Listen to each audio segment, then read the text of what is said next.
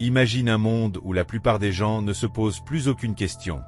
Le bruit et l'information sont partout, si rapides et saturés que notre esprit, autrefois puissant pour réfléchir et apprendre, est devenu passif.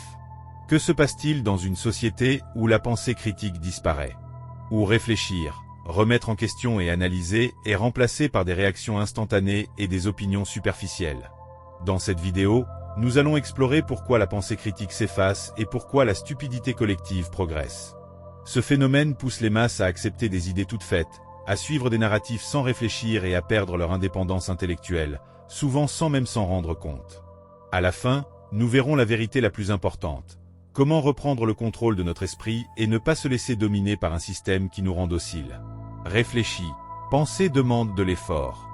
Dans notre monde moderne, réfléchir est souvent découragé. La vitesse, l'émotion et la conformité sont récompensées, pas la contemplation. Des algorithmes aux écoles, on nous conditionne à ne pas questionner. Le philosophe Noam Chomsky a expliqué cela. Quand les gens consomment sans réfléchir et acceptent tout sans comprendre, ils deviennent faciles à gérer et à manipuler. Autrefois, la pensée critique était une compétence essentielle. Aujourd'hui, elle est vue comme gênante. Elle ralentit les débats en ligne, elle dérange les idéologies, elle ose poser la question, est-ce vraiment vrai? Dans un monde obsédé par le fait d'avoir raison, poser cette question est presque dangereux. Mais pourquoi en sommes-nous arrivés là? L'une des raisons principales est la surcharge d'informations. Selon le neuroscientifique Daniel Levitin, aujourd'hui, nous recevons 5 fois plus d'informations par jour qu'il y a quelques décennies. Notifications, messages, actualités, publicités, nos cerveaux ne sont pas conçus pour traiter autant. Quand le cerveau est surchargé, il cherche des raccourcis, habitudes mentales, biais cognitifs, imitation des autres. Ce mécanisme, appelé preuve sociale, est utile pour survivre, mais facilement manipulable. Combien de fois as-tu cru qu'un post était vrai juste parce qu'il avait beaucoup de likes? Ce n'est pas la raison, c'est un raccourci psychologique. Un autre problème est la lecture. La lecture profonde disparaît peu à peu. Selon la neuroscientifique Marianne Wolf, nos cerveaux sont remodelés par les médias numériques. Nous survolons les textes, passons rapidement d'un onglet à l'autre, et avons du mal à rester concentrés sur un texte long. Or, la pensée critique exige une attention soutenue. On ne peut pas analyser ou réfléchir correctement si l'attention est constamment fragmentée. Quand as-tu lu un article entier sans regarder ton téléphone?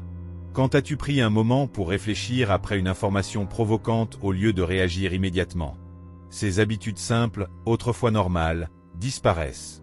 Carl Sagan, un grand penseur du XIXe siècle, mettait déjà en garde. Nous vivons dans une société dépendante de la science et de la technologie, mais peu connaissent vraiment ces domaines. Son inquiétude ne concernait pas seulement l'ignorance, mais l'érosion de la capacité à penser clairement. La pensée critique est inconfortable. Elle oblige à admettre qu'on ne sait pas tout, à remettre en question nos croyances et à faire face à des conflits internes. Dans une culture qui valorise la certitude et la confiance, cela peut être effrayant. Au lieu de réfléchir, beaucoup se réfugient dans leur groupe, répètent des slogans, évitent le débat. Les médias sociaux amplifient ce problème. Ce qui était un outil de connexion devient un champ de bataille d'opinion, de réaction émotionnelle et de manipulation algorithmique. Chaque plateforme est conçue pour te faire scroller, réagir, consommer, mais pas réfléchir. Les contenus qui confirment tes croyances sont mis en avant. Tu es encouragé à réagir rapidement, souvent avec colère. L'engagement est récompensé, pas la vérité. Le philosophe Marshall McLuhan avait déjà prévu cela dans les années 60, le médium et le message. La façon dont nous recevons l'information change notre manière de penser. Aujourd'hui, la rapidité prime sur la profondeur, l'indignation sur la nuance, la certitude sur l'humilité. Même la vérité devient secondaire face à ce qui devient viral. Alors, comment tout cela affecte notre esprit? La surcharge d'informations et la rapidité encouragent notre cerveau à utiliser des raccourcis mentaux. Nous nous fions aux stéréotypes, aux heuristiques et aux opinions des autres pour décider ce qui est vrai. Ces raccourcis sont faciles à manipuler par les politiciens, les publicitaires et les médias. Ils simplifient des problèmes complexes en binaire, utilisent des émotions pour contourner la raison et répètent des narratifs jusqu'à ce qu'on les accepte comme vérité. Une fois qu'une idée est acceptée, notre cerveau la défend, même face aux preuves contraires. C'est ce qu'on appelle le biais de confirmation. Un autre phénomène est la pensée de groupe. Le désir d'harmonie et de conformité pousse les gens à supprimer leurs doutes. Même les personnes intelligentes peuvent prendre de mauvaises décisions pour éviter les conflits. Aller à l'encontre du groupe demande courage et intégrité, pas seulement de l'intelligence. L'histoire montre que les grands progrès viennent de ceux qui osent penser différemment. Galiléo, Darwin, Nietzsche, Martin Luther King, Steve Jobs, tous ont été rejetés ou attaqués pour leurs idées. Pourtant, ils ont pensé, parlé et agi malgré tout. Leur courage a changé le monde. Mais réfléchir comporte un coût. Dans une société qui punit le doute, penser par soi-même est un acte de rébellion. Tu risques d'être mal compris, isolé, parfois haï, mais tu gagnes en clarté, en respect de toi-même et en force intérieure. La pensée critique permet de distinguer la vérité de la manipulation. Elle t'aide à voir les différences entre information et propagande, éducation et endoctrinement, connexion authentique et performance sociale. La pensée critique est aussi influencée par notre cerveau émotionnel. Même si nous croyons prendre des décisions rationnelles, nos émotions jouent un rôle majeur. Daniel Kahneman, prix Nobel de psychologie, explique que notre cerveau fonctionne avec deux systèmes. Le système rapide, instinctif et émotionnel, et le système lent, analytique et réfléchi. Dans notre monde rapide et saturé, la plupart des gens restent bloqués dans le système rapide. Ils prennent des décisions automatiques, utilisent des raccourcis et des jugements instinctifs. Cela crée un terrain fertile pour la manipulation de masse.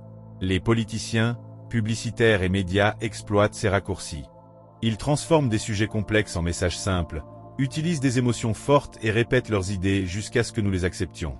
Le danger, une fois qu'une croyance est intégrée, notre cerveau la défend, peu importe les preuves contraires. À cela s'ajoute le phénomène de groupe. La pression sociale empêche de penser différemment.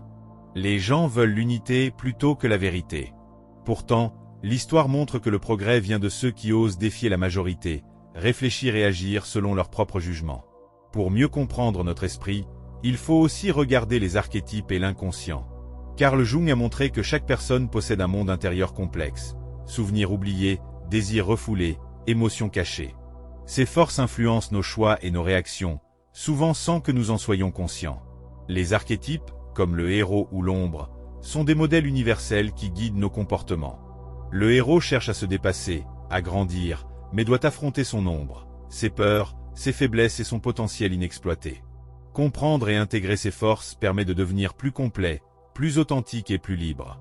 La pensée critique est plus qu'une compétence, c'est un acte de liberté. Elle permet de voir au-delà des illusions, des manipulations et des préjugés. Quand tu réfléchis par toi-même, tu reprends le contrôle de ton esprit.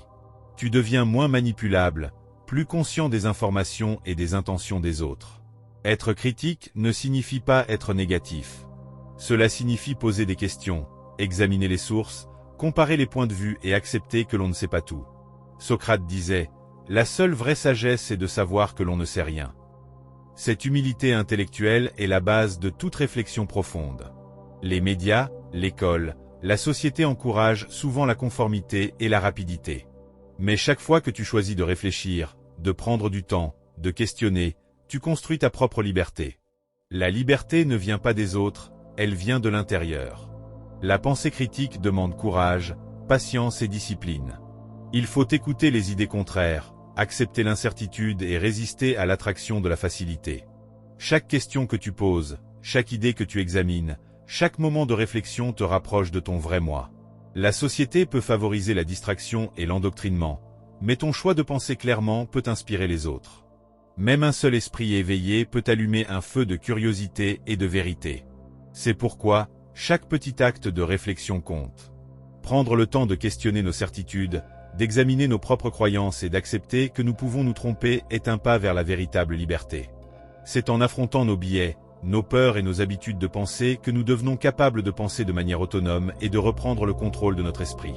Chaque décision réfléchie, chaque doute confronté, est une victoire contre la manipulation et l'influence extérieure, et nous rapproche de la personne que nous sommes réellement.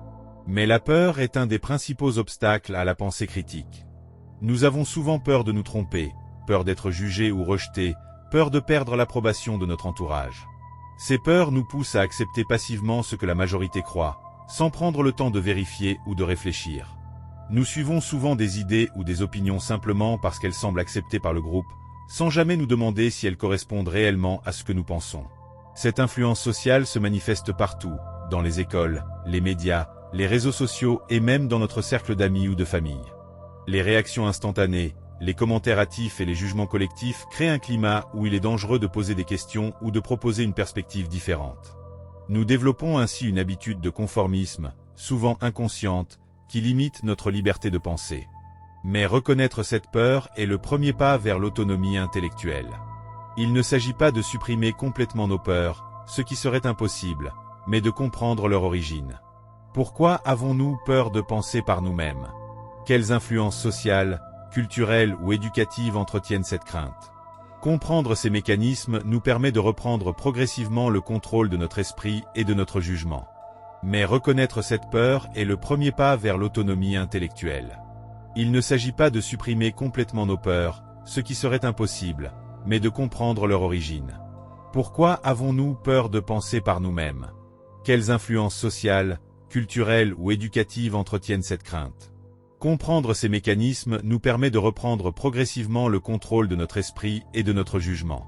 Apprendre à tolérer l'incertitude et l'inconfort est essentiel. Quand nous acceptons que nous n'avons pas toujours toutes les réponses, que nous pouvons nous tromper, nous nous libérons des jugements externes. Cela nous donne la capacité d'évaluer les informations, de peser les arguments et de former nos propres opinions, au lieu de répéter passivement ce que d'autres disent ou ce que les algorithmes nous montrent. Penser par soi-même demande du courage. Ce courage n'est pas l'absence de peur, mais la volonté d'affronter nos doutes et nos habitudes mentales. Il faut accepter que nos croyances puissent être remises en question, que certaines vérités soient complexes ou contradictoires, et que le chemin vers la réflexion autonome est long et parfois inconfortable. Pourtant, ce courage est libérateur. Chaque effort pour analyser, confronter et réfléchir renforce notre capacité à penser indépendamment. Chaque décision réfléchie, chaque doute examiné, est une victoire contre l'influence extérieure et la manipulation.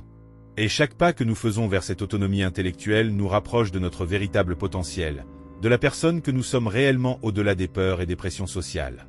Les médias et la technologie jouent un rôle central dans la formation de nos opinions.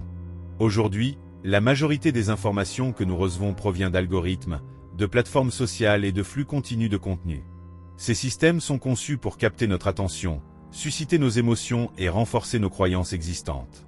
Ainsi, au lieu de nous encourager à réfléchir, ils exploitent nos instincts, nos peurs et nos désirs de validation sociale. Le problème est que cette exposition constante à des contenus émotionnels et rapides ne nous laisse plus le temps de nous arrêter et de réfléchir.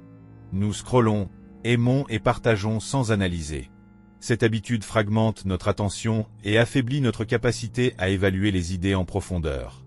La pensée critique exige du temps, de la patience et un engagement actif, des qualités qui sont mises à l'épreuve par un flux permanent de notifications, de vidéos et de posts. Les algorithmes accentuent ce phénomène. En nous montrant principalement ce que nous aimons ou ce qui est populaire, ils créent des bulles d'information où nos opinions sont constamment renforcées. Cette exposition sélective nous donne l'illusion que nos croyances sont universelles et correctes, mais en réalité, elle limite notre vision du monde et réduit notre capacité à envisager des perspectives différentes. Les médias traditionnels ne sont pas exempts de responsabilité. Les reportages sensationnalistes, les titres accrocheurs et les débats polarisés privilégient l'émotion sur la réflexion. Nous sommes encouragés à réagir rapidement, à nous indigner ou à prendre parti, plutôt qu'à analyser les faits, comparer les sources et considérer les nuances. Cette culture du spectaculaire et de la réaction immédiate éloigne les individus de la réflexion approfondie et collective. Il est donc essentiel de reconnaître ces mécanismes et de développer une approche consciente de notre consommation médiatique. Cela implique de vérifier les sources, de comparer différentes perspectives, de se questionner sur les motivations derrière chaque information et de résister à la tentation de réagir immédiatement. La pensée critique n'est pas passive, elle demande un effort actif pour filtrer, analyser et comprendre ce qui nous est présenté. En parallèle, la technologie offre également des outils puissants pour la réflexion et l'apprentissage. Les mêmes plateformes qui fragmentent notre attention peuvent être utilisées pour explorer des idées, accéder à des connaissances diverses et dialoguer avec des perspectives variées. L'enjeu est de choisir consciemment comment nous interagissons avec ces outils, de transformer une distraction potentielle en opportunité d'approfondissement et de croissance intellectuelle. Comprendre le rôle des médias et de la technologie est donc une étape clé pour retrouver notre liberté de penser. Il ne s'agit pas de rejeter la modernité ou de fuir l'information, mais de devenir un consommateur actif et critique, capable de distinguer le superficiel de l'essentiel, le sensationnel du véridique. En développant cette vigilance, nous commençons à sortir de la manipulation collective et à reconstruire notre autonomie intellectuelle, pierre par pierre. Reprendre le contrôle de sa pensée est un acte conscient et volontaire. Il ne suffit pas de se plaindre de la désinformation ou de l'influence des médias, il faut agir. Chaque décision de réfléchir avant de réagir, de vérifier les faits, de remettre en question ses croyances et de chercher à comprendre des perspectives différentes est une victoire contre la pensée collective superficielle. C'est un engagement envers soi-même, mais aussi envers la société. L'une des premières étapes consiste à développer l'auto-observation. Prendre le temps de remarquer ses propres réactions, ses jugements instantanés et ses préférences émotionnelles permet de comprendre comment nos pensées sont influencées. En identifiant nos biais cognitifs et nos habitudes de pensée, nous commençons à reprendre le pouvoir sur notre esprit. Une autre étape essentielle est la pratique de la lecture approfondie et de l'étude critique. Contrairement à la consommation rapide et fragmentée de contenu numérique, la lecture attentive de textes complexes nous oblige à ralentir, à analyser et à réfléchir. Cela renforce notre capacité à faire des liens, à questionner et à développer des arguments solides. Même quelques minutes par jour consacrées à la lecture critique peuvent transformer notre manière de penser sur le long terme. La discussion et le dialogue avec d'autres personnes sont également des outils puissants. Chercher à comprendre les points de vue différents, écouter sans juger et argumenter de manière rationnelle permet de tester et d'affiner nos idées. C'est dans l'échange respectueux que la pensée critique se renforce et que nous développons notre capacité à distinguer le vrai du superficiel, le fond du bruit. La patience est une qualité indispensable. La pensée critique n'est pas instantanée. Elle demande du temps, de la répétition et de la persévérance. S'autoriser à prendre du recul, à méditer, à poser des questions profondes et à accepter l'incertitude est une manière de cultiver un esprit plus lucide et plus indépendant. Chaque réflexion approfondie, même brève, construit une résistance à la manipulation et aux fausses informations. Enfin, il est crucial de transformer cette pratique individuelle en un mouvement collectif. Lorsque plusieurs personnes choisissent de penser de manière critique, de partager des analyses honnêtes et de promouvoir la curiosité intellectuelle, un effet de contagion positive se crée. La société dans son ensemble peut alors retrouver une culture du questionnement, de la nuance et de la réflexion. Chaque individu conscient agit comme une lumière dans un environnement saturé de bruit et de distraction, inspirant d'autres à suivre le même chemin. La pensée critique est donc bien plus qu'une compétence intellectuelle, c'est un acte de liberté et de courage. Elle permet de ne plus être un spectateur passif de la manipulation et de la superficialité. Elle invite à une vie plus consciente, plus autonome et plus authentique.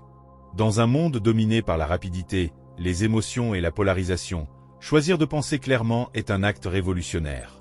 En conclusion, reprendre le contrôle de son esprit, cultiver la réflexion, analyser les informations et questionner ses propres croyances sont les piliers pour résister à la stupidité collective.